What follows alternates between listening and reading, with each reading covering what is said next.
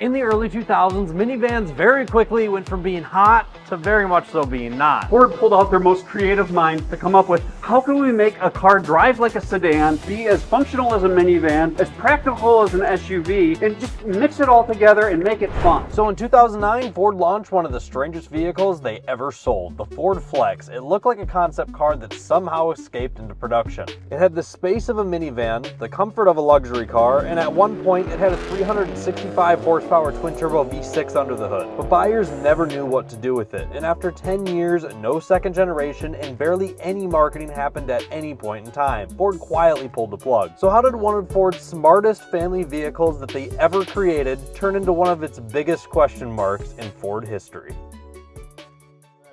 Hello everyone and welcome to Performance on Wheels. My name is Todd. My son Austin and I, we make all sorts of videos on all sorts of different cars. We do everything from a $5,000 clapped out daily driver to some amazing modifications on some of the most fun cars to drive. Not everything is about speed and horsepower. Sometimes you gotta haul the gear around as well as the family. So today we're gonna check out one of the forgotten vehicles that maybe should be on your radar to purchase. But before we get into it, we've really been enjoying these old car series, and you guys have been enjoying them too. You've been liking the videos, you've been commenting on the videos, but there's still 96% of you that have not hit the subscribe button. So flex on over and hit the subscribe button, and we're gonna flex our way into the driver's seat. Believe it or not, there was a period in time when a Subaru Outback was actually a really popular car. Someone absolutely loved the station wagon with all-wheel drive, and there's still some fans of the vehicle out there. I had the other automakers kind of scratching their heads on how can they make this station wagon-ish vehicle that's all-wheel drive and capable. Ford tried.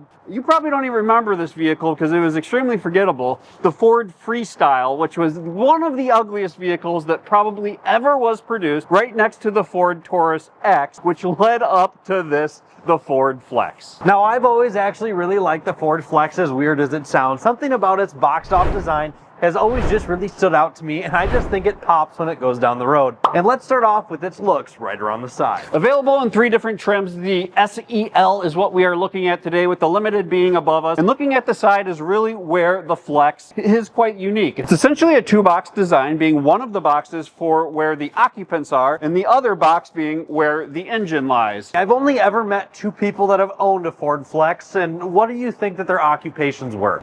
Construction workers. There was one of them that was a painter, and there was another Flex owner that was a delivery driver. I have yet to ever meet a woman that has owned a Ford Flex. Out of all of them that have been traded in, every single person that has had a Ford Flex and that I've talked to that have been around Ford Flexes has used them for construction work. And I think a lot of that has to do with this 2-box design. Because as deceiving as it may be, this looks like there isn't a whole lot of room in the interior. It looks kind of squished down. It's got kind of a sporty look across the side. However, once we get into the inside, everything changes. And that's because the interior is completely deceiving, because once you're actually in here, the amount of headroom that you have as a driver, passenger, or even third row is completely deceiving from the outside. I have over 10 inches of headroom, being 5'11", no matter what row that I'm in. And the amount of stuff that you can truly cram inside of here when you have the second and third row laying down is just completely mind-boggling. And storage for a reliable, affordable price is something that is hard to find on today's market.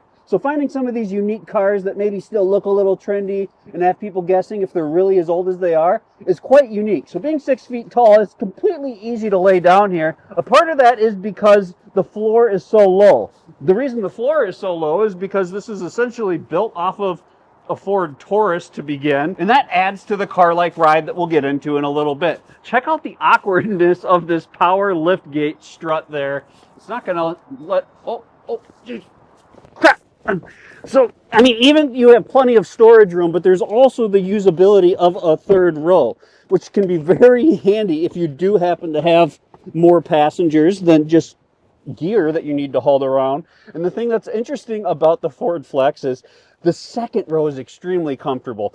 They went for the concept of having first-class experience for the first and second row. Now, you don't quite get there in the third row, but needless to say, even as a 6-foot-tall adult, I still have room to ride in style in the Flex. But quite frankly, the back seats don't matter that much because, yeah, they get your family from point A to point B, and this thing's safe and all, but in reality, you're going to buy this thing because, one, it looks really sweet, and two, you can haul a whole bunch of stuff. So the front seat is really what matters most. And sitting inside of the front seat of the Flex, I was pretty surprised when I got in here, once again, because of the room. Just astronomical amounts of room on all corners of me. I mean, it feels like an F-150, the amount of room that is inside of here. It feels like a new Explorer, the amount of room that is inside of here. It's just ridiculous. You'd never guess it from the outside. And there's plenty of ways to get comfortable for long road trips, and it's just easy to use. You have yourself a nice Sync 3 system. All your climate still has buttons that are like touch capacitive, and you can do it through the screen. You have phone connectivity. What more do you need? You have a super easy to use cluster that has a tachometer that is digital, and I mean, just everything is easy to use. Everything about it is easy. That's all that matters. But what matters even more is the fact that this thing will last as many miles as I want to put on it. So let's get under the hood. When the Flex started hitting show floors in mid-2008, it led into the first model year of 2009, which was the best-selling model year, by the way, 39,000 units, and it was a slow decline every year thereafter, ending in 2019 with only 4,000 units sold.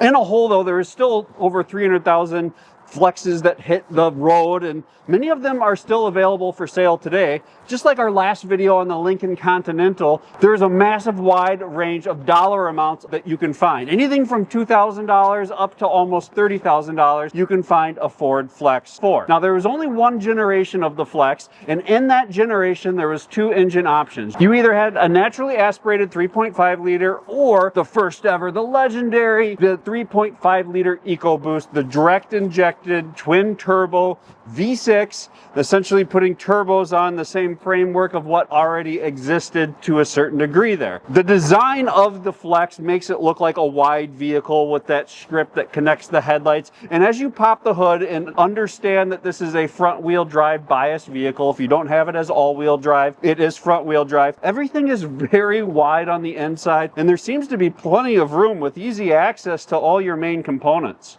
Yeah, as soon as you take off that cowl that's holding in the wipers there, or around the wipers, you can easily access the back of this engine, making it relatively easy to work on. Now, the one that we're looking at today is the naturally aspirated 3.5 liter variant. However, there's something very cool about the EcoBoost variant of this thing. I just think that these are really cool sleepers in the sense that if you lowered one down a little bit, throw some tint across all three of those windows on the sides and get a nice boxy look on it, put like 20-inch wheels, and if you did an intake, a downpipe, a tune, an intercooler, you can see upwards of 450 wheel horsepower out of one of these things. Talk about flexing.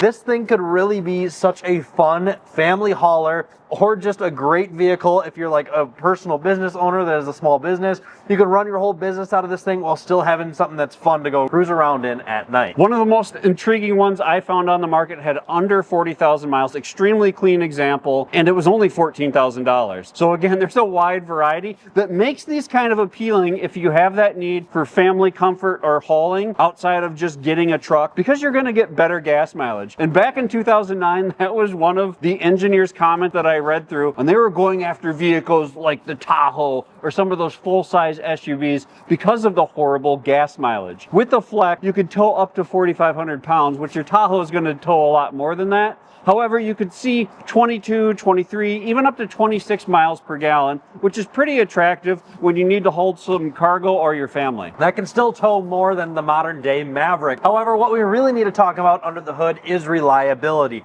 Now, if we are going to talk about reliability, and you're not the type of guy that likes to take on projects yourself, which if you are, like we do, you guys should definitely check out Best Buy Auto Equipment, who we just worked with to supply all of these nationwide lifts in our brand new studio. They build some of the best lifts in the United States, and they work on anything from lifting up this little Corvette of ours that we're doing a big project on to our big old Suburban. We also picked up a couple of 4-posts for some winter storage, and they work flawlessly. So if you guys are looking for a great deal on a new lift to get shipped right to your home, be sure to check out Best Buy Auto Equipment down in the description below. One of the biggest faults of the 3.5 V6 is the internal water pump. And as we're standing here next to this with the hood open, I'm starting to question if I'm actually smelling coolant. So maybe there's an issue with this one. We'll see. We'll find out. But it wasn't a small leak. The water pump was failing. But the problem with many Ford Flexes, Edges, and a few other vehicles is that the water pump's inside the engine. Besides that, Austin, are you aware of any other issues? These are pretty rock solid engines. There's even a few of them for sale with upwards of 200,000 miles on them right now. They do run if you do pay attention to that water pump. The issue with the water pump, just like the Continental that we just checked out the other day, is it's a very hard catch and it goes very quickly when it does. So it could be something that if you're shopping for one of these on the used market, I would just go into it thinking that as soon as I buy this vehicle, I potentially could spend $3,000 to $5,000 repairing this, or you could do it in your garage yourself in a weekend for a few $100 with some labor. 2013 was really the big revision year for the Flex. 2009 was that introductory model year. And really the revisions were mainly on the inside. Headlights, taillights got a slight tweak there. But ultimately the Flex is only a one-generation vehicle. And I like it from all angles, only because of the both boxiness and uniqueness. It is, but why don't you tell us about this whole Taurus thing that's going on? Like if I open up this back door, this whole section is just crazy. What's going on with that? It's really cool that they removed the door sill. So essentially instead of stepping over or stepping up into the Flex, you step into it. So if for some reason you got bad knees, you got bad legs, you have elderly parents, whatever the case may be, the Flex is really easy to get in and get out of with that in mind. It's kind of a unique experience comparing it to other SUVs or even crossovers. In that back seat, there is some uniqueness going on. There's some climate control and some weird cup holders on the door or a big drawer that pulls out other cup holders. In the limited trim, you do have an option of a refrigerator that actually has a compressor in it, and obviously some nicer center console opportunities there. In the SLE here, it's kind of awkward because there's no middle armrest even. So they didn't completely knock the design out of the park, but they did have a lot of creativity in the design, including down the side of the vehicle with those flutes or those lines going through the doors. Something unique that you obviously don't see on any other vehicles. So just a quick drive in the Flex just to see what this thing is all about. I can't believe how comfortable these seats are. What a great vehicle to throw some miles on and cruise in. And even with that naturally aspirated 3.5, I was pleasantly surprised at how quick this thing gets up and out of the hole. It does about a 7 to 9 second 0 to 60 based on what I've read online. It just completely depends on miles, condition, or whatever. Out of the factory, they did like a 7 to a 7.5, just whatever, right? It's not that quick by any means. However, if you get the twin turbo version, you can expect about a 5.5 second 0 to 60. That's definitely moving. They are pretty dang quick. However, that's not what the Flex is all about if you're not going for the twin turbo option. You just want to make sure it's a comfortable vehicle with lots of space, which it very much so is.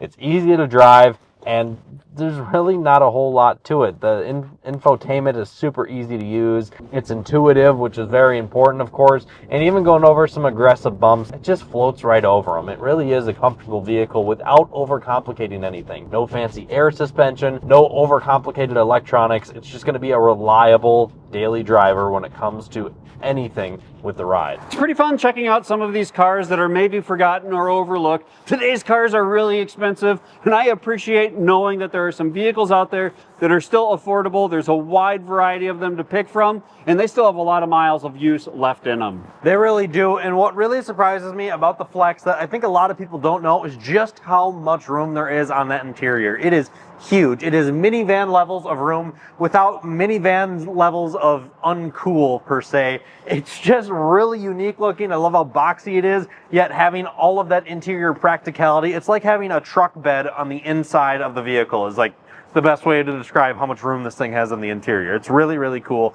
And I enjoy the Flex. And these things are actually pretty rock solid reliable as long as you get the NA version and swap out that water pump. Or if you're technically savvy, get that twin turbo one and wrench on it in your garage. And this thing could be a pretty fun little ripper. I do enjoy these things quite a bit. And if you guys enjoyed this video, be sure to hit like and subscribe, and we will see you guys next time.